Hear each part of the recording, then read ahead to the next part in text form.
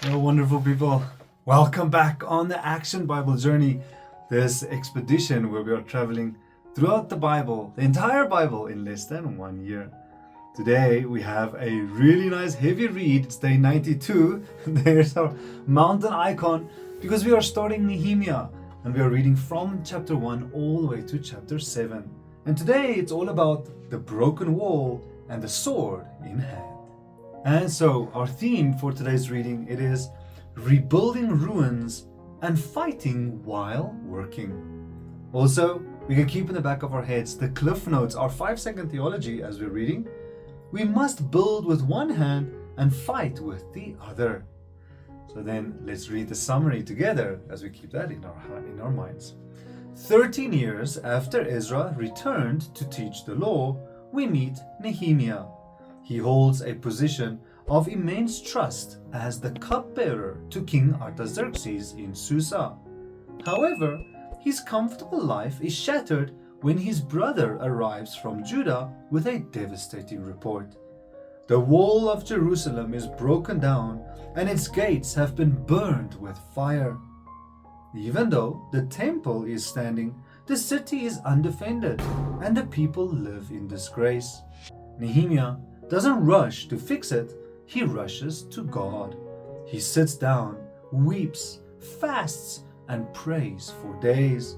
4 months later, the king notices Nehemiah's sadness, a potentially capital offense in the royal presence. Terrified, Nehemiah shoots a quick prayer to heaven and boldly asks for permission to go to Judah and rebuild the city. Amazingly, the king not only grants permission, but provides safe travel papers and timber from the royal park. Nehemiah arrives in Jerusalem quietly. He inspects the rubble by night on horseback to assess the damage before making a move. Only then does he rally the leaders, declaring, "Come, let us rebuild, and we will no longer be in disgrace." The people catch the vision and reply, "Let us start rebuilding." But as soon as the trowels hit the stone, opposition begins. Sanballat and Tobiah start by mocking them, claiming that a fox could knock down their wall. Then when the wall reaches half of its height, the mockery turns to threats of war. Nehemiah responds by arming the workers. He establishes a sword and trowel policy.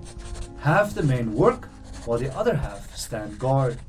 Even the builders work with one hand and hold one weapon in the other. Nehemiah keeps a trumpeter nearby, assuring the people, "Wherever you hear the sound of the trumpet, join us there.